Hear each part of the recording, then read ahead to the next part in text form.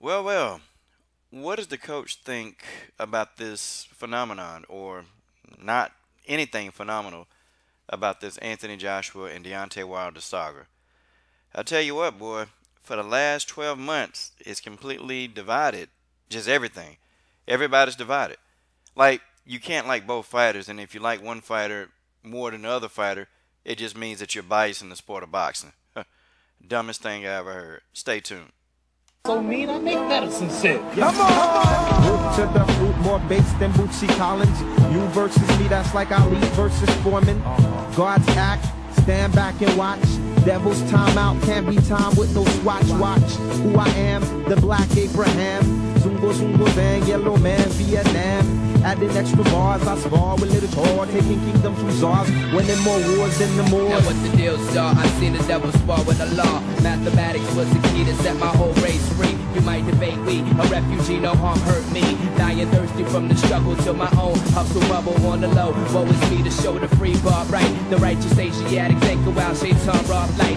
Civilized like the Molly Burgundy. Wally rockin', seen the fifth when Ali clocked and John Forte, you keep. All right.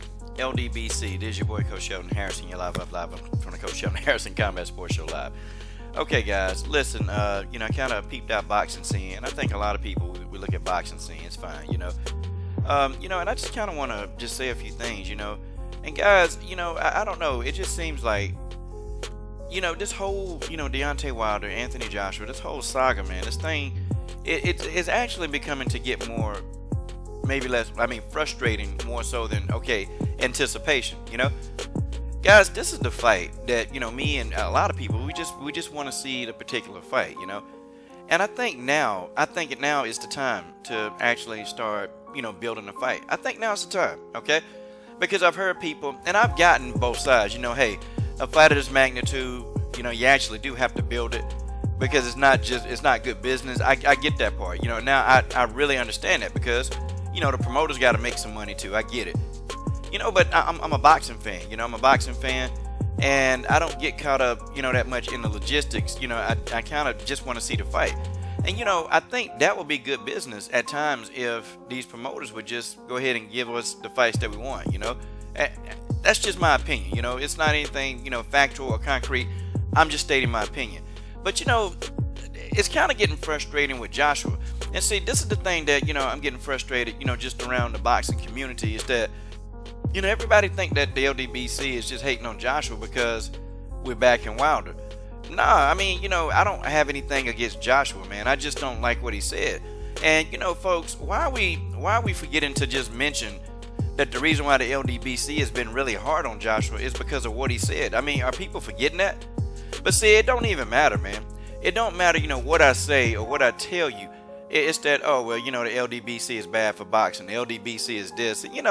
I'm not finna even listen to that. I'm not listening to that because I'm not trying to hit it. Because, isn't it kind of funny, man, when I pull up articles like this, people say that I'm hating on Joshua, but these same people, they don't ever talk about the people that they only make Deontay Wilder hate videos.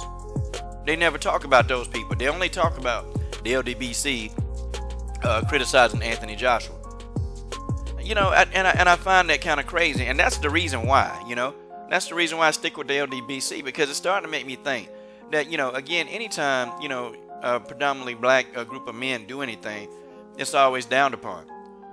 I think, we would have been endorsing Anthony Joshua. I think that the other side would have been endorsing Deontay Wilder and giving us a hard time and saying, oh, he an American, and they still can't support him. See, it just would have been the same thing, man.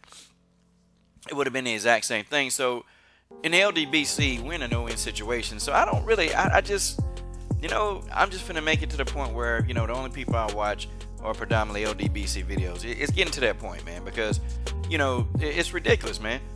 Channels you go to, you think you can go to, and then, and it's like, God, dog, man. Really, because I'm criticizing Joshua, I'm criticizing Anthony Joshua because he said that, hey, I won't fight Deontay Wilder probably until 2020. And to me, that's unacceptable. And I'm not calling out anybody. I'm not calling out anyone. I'm not doing that, y'all. So I don't want nobody to get in their feelings. Oh, coach calling me out. No, man. I don't call anybody out. I don't desire to call anybody out. I don't care to. I don't do that. If I call you out, I just say your name, okay? Nah, it's not that. I'm just talking about overall globally as a whole, you know? I'm talking about globally as a whole. You know, Joshua said that, hey, I might not fight the dude till 2020. That's a problem for me. Okay, me as a boxing fan, that's a problem, you know? It's 2018. You mean I gotta wait, what, you know, damn near 2 years? Closer to 2 years for you to fight? No, man, that's an issue.